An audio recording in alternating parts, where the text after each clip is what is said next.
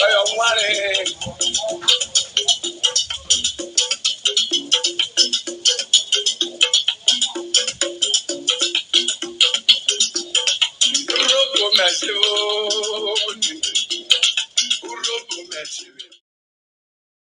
Rosu of Okumagba Kingdom is an upright man of accountability and transparency, a good leader. He's an accomplished and achiever. He's a go-getter. I respect him a lot. A great optimist and a man with high hopes who believes that there is nothing one cannot achieve if he firmly applied himself and believed in God.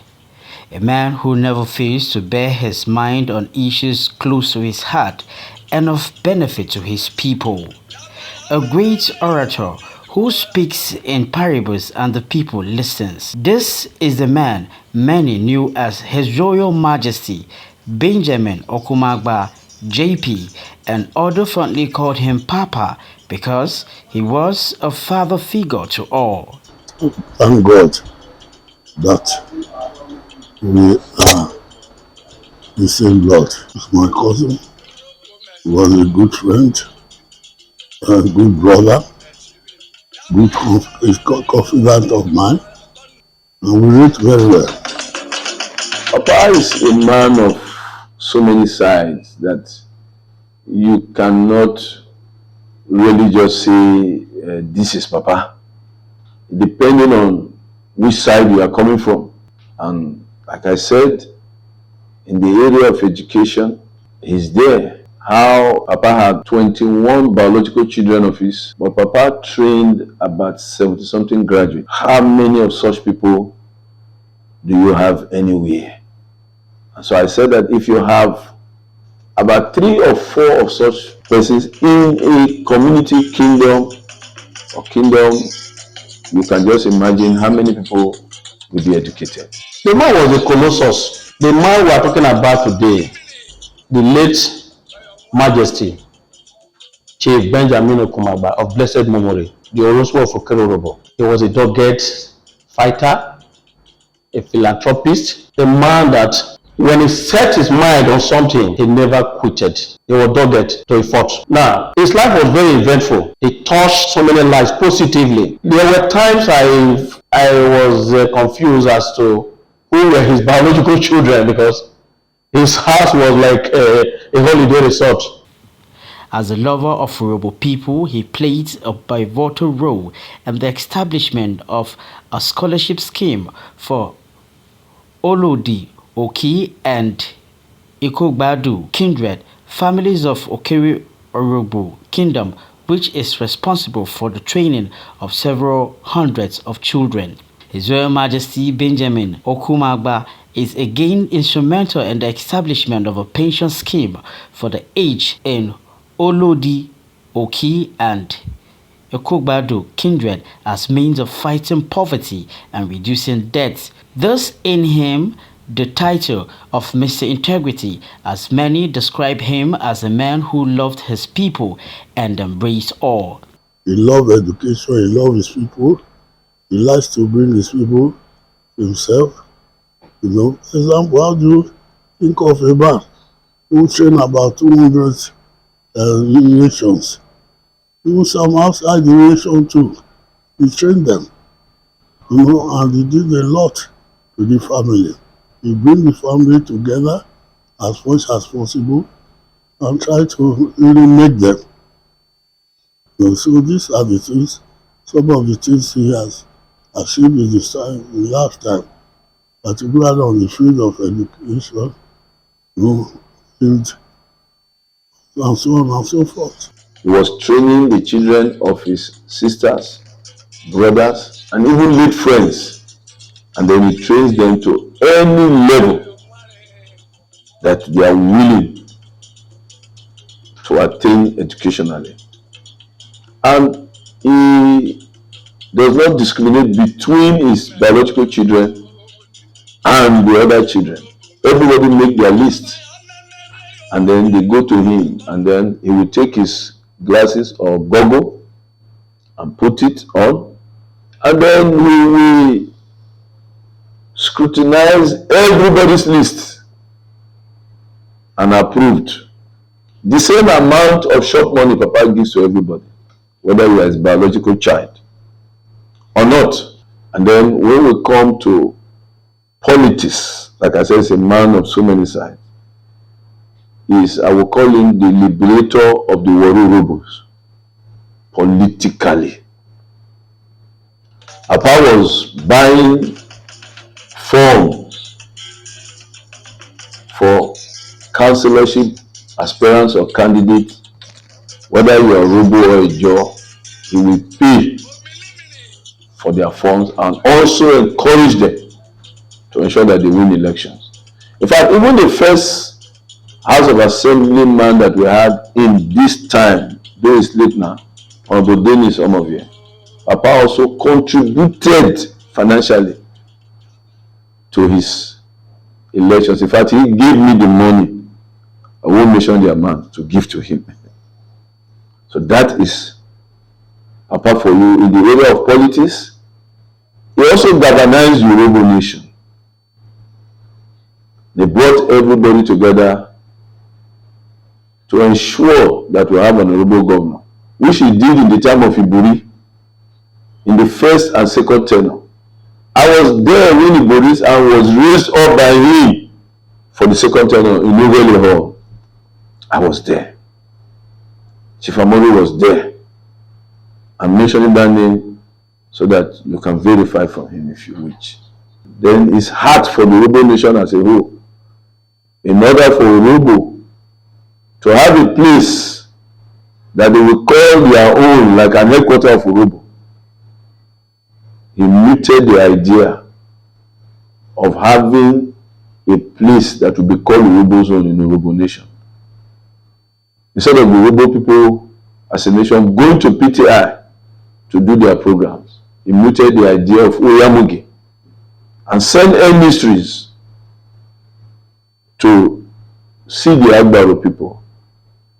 Of course, they obliged the emissaries which he sent and gave the Yoruba nation that big expanse of land that you have in Oyamugi there. And then Papa started the building and completed it to where he did it to before he left office. Everybody can attest to the fact that there is the Yoruba house today in Ohiamugi. Prior to his emergence as the President General of UPU, what was UPU then? UPU was a dead socio-cultural organization. That body could be described as at that time as a body that was comatose, moribund, until he decided to resuscitate it.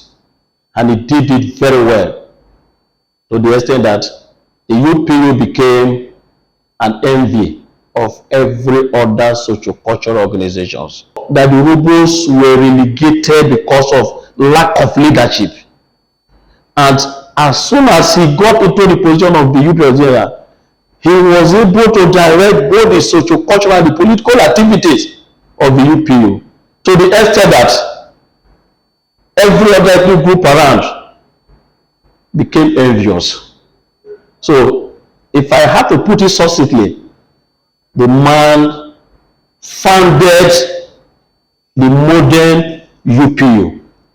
To have died a natural death until the man came on board, it therefore means the man was like somebody who saw tomorrow, because he positioned the group during the periods he was alive and as their leader to the point that it went beyond Nigeria. He was able to even organize UPU outside Nigeria, US, Europe, and everywhere.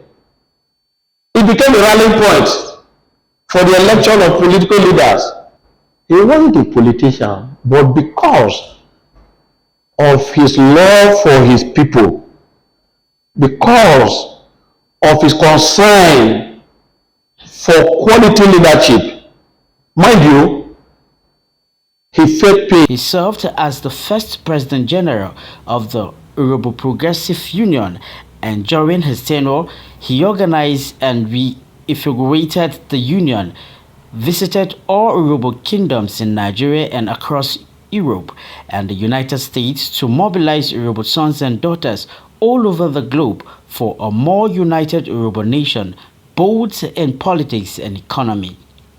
As a visionary leader, he started the construction of the first phase of ultra-modern Yoruba Cultural Center at Owehumogi, Agbaru on the 7th December 2007 when he successfully handed over as the first democratically elected President General of the Union after a successful 8-year term.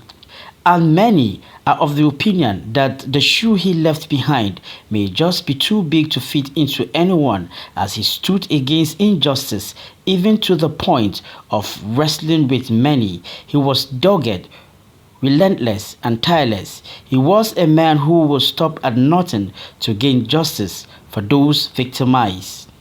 A man is a man of integrity. Integrity is to a fault. You know, it's something positive. Like I said earlier, he's a man that wants accountability to everything and is quite transparent.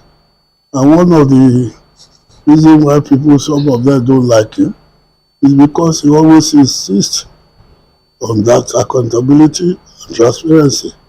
And some people don't like her to be accountable to their own doings. So these are the problems he's having with people. And he's opposed to whoever is not transparent. One of the things the late monarch stood for was fighting against injustice. Just the way apartheid was practiced in South Africa, the worry apartheid was worse than South Africa. And you could imagine when you have the likes of Benjamin Okumagba, with his exposure, being treated as a second-class citizen in his hometown. He confronted it. He confronted it. And I'll give you instances. There was a time in the history of Warri, the Okoro religions, even the other kindred communities, Agbaza, whatever, they were not even allowed to participate in the political activity of the local government. Despite the fact that there were records to show that these people are also co-owners of the place, the marginalization was the worst in the political history of any ethnic group. But like I told you earlier on, he's a very good fighter. He never believed that what is difficult. He saw it and he decided to confront it headlong. And today, what we enjoy today, both Urhobos and non-Urhobos in Warri, was to his credit. He believes in justice. He's a man of very high repute. He believes in fairness. And that is where people misconstrued him. You know, when somebody believes in justice and is fighting for that justice, you have so many enemies. Mostly from those who want to play sycophancy and the rest. Papa doesn't sit on the fence. He tells you the truth, the way it is.